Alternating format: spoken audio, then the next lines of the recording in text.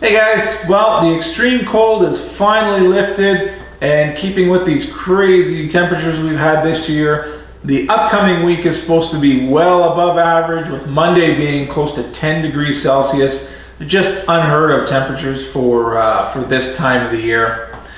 Keeping with the record low snowfall we've had, we are not expecting to get any snow next week. And actually a couple days they're calling for a chance of rain. Again, just unheard of for this time of the year.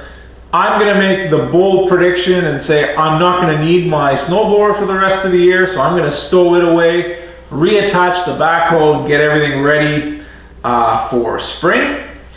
In the meantime, I figure I'd cover a couple more questions that I see come up on YouTube videos, people talking about their tractors, why I picked Kubota, and why specifically I went with the B2320 or the B20 series for my particular projects. So, a little bit of work ahead of us, so let's get started.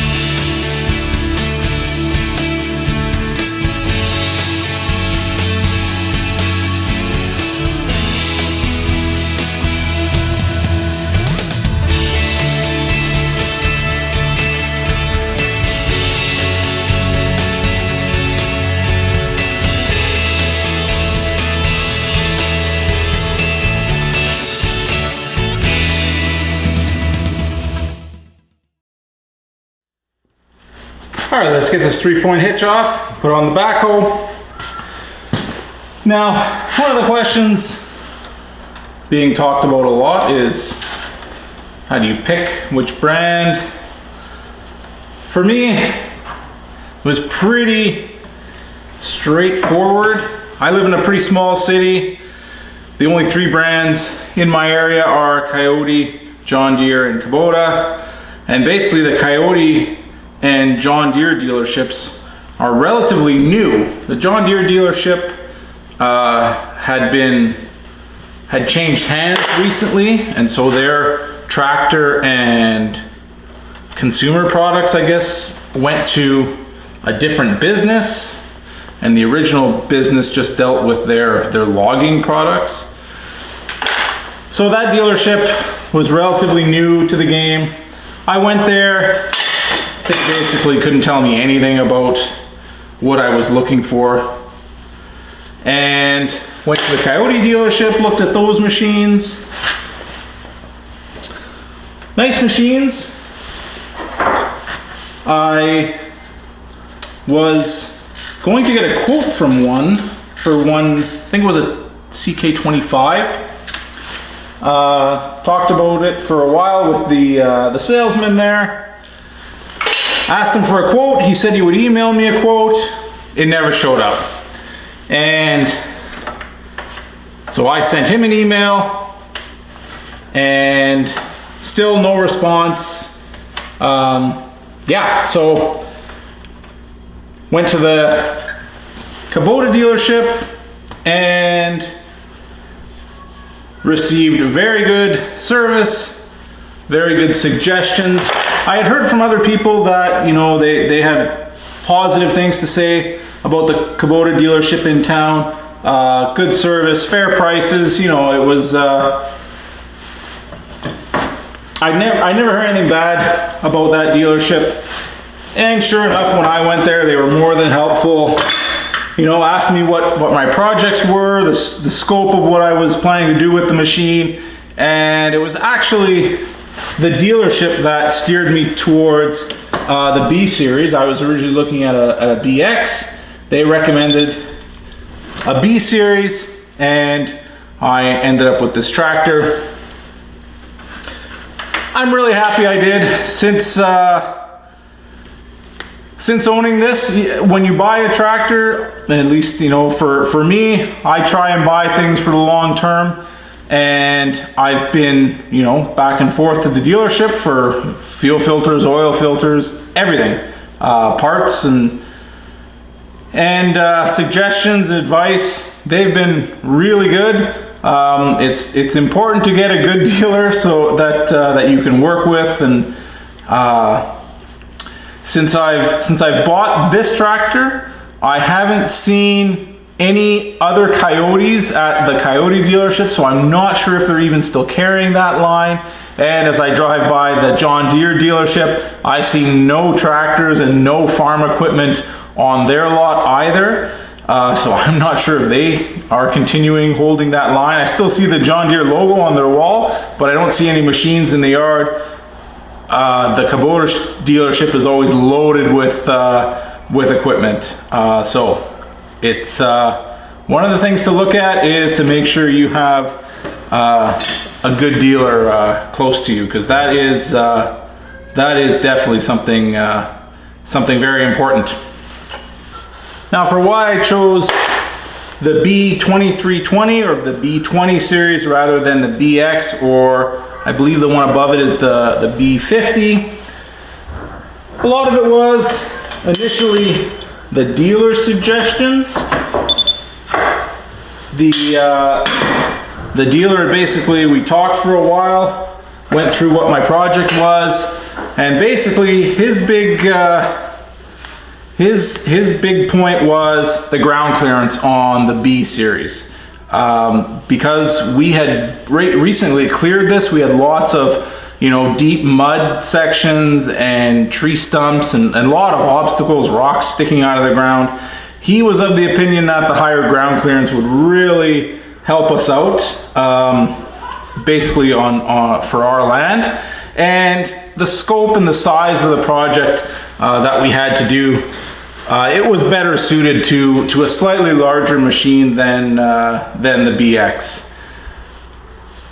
You know, on thinking about it, I agree. I agreed with him at the time. I more agree with him now. It would have been, there were a few things that we did on this land that would not have been possible on a BX. Terrain that we had to cross, the mud, the stumps that we've pulled out.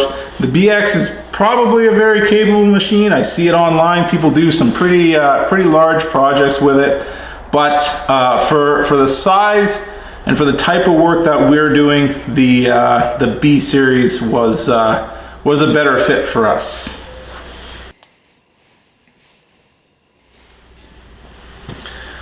Now, when I say better suited to the jobs we had, I should probably clarify. When we bought this property, it was basically forest floor. We cleared the area and excavated where the house was going to go, chopped down a whole bunch of trees, but other than that, no landscaping had been done out here, and we decided that instead of hiring it out, we would do it ourselves. It involved moving a bunch of fill. I'd say to date we've probably moved with this machine about 40, maybe more, tandem dump trucks full of fill and topsoil and gravel. We excavated the areas underneath the deck, underneath the woodshed prior to building them, and backfilled them with gravel. Excavated the area underneath the detached garage, dug the trench for the services out to the garage. Because a lot of the land was fill, before we built the garden, the raised beds in the garden, we excavated down and filled it about a foot and filled it with topsoil. The larger backhoe has come in handy, not only for digging depth, but for some reason where we are, when you're digging, you end up encountering tons of boulders, and this backhoe has enough power to pull the boulders out of the trench or the area that you're working in. Now, I purchased the 2320, and at the time, Kubota offered two sizes of loaders. I have the smaller loader. Saved a little bit of money and haven't really regretted the 23 horsepower version of the B series. The loader has plenty of power for hauling, full buckets of topsoil and lighter material. You do have to be a little bit, you can't take a heaping bucket of wet gravel, those kind of things. It's too heavy. However, I haven't really regretted, again, the smaller bucket or the smaller horsepower. The higher ground clearance has come in handy. Obviously, we're not landscaping the entire 3 acres of our property, just the immediate area around the house, but we are clearing trails further back, and there are some pretty muddy areas and certain areas, pushing through brush and through the bush. I don't think a BX would have been capable. If we had taken a BX back there, it probably would have got stuck, and it would have been a big pain to get it out. As it stands, this landscaping project, we're on year 7 of doing this. I don't think we would have been as far along. Obviously, the smaller the machine you get, the longer it takes. So a BX probably, the salesman was probably right when he said a BX is probably too small for the job that we had. Now, the least favorite job of owning this tractor, the worst thing, is to try and get this backhoe reattached. It is just, it's just not very fun. Part of the problem is the main hydraulic hoses coming into the backhoe are just not long enough to enable you to readjust the tractor once you're backed up close. You have about a foot, maybe more of hydraulic hoses, so by the time you line it up and back the tractor up, hook all the hoses up, get the backhoe in the air, you're going to be off by a little bit, or at least I am. You're always off by a little bit, and you just don't have enough slack to be able to manipulate the tractor to line everything up. I find it a real pain, and in the 7 years of owning this thing. I just have never gotten any better at it. But hopefully today it'll go a little bit smoother and it'll take me a little bit less time. So let's get started.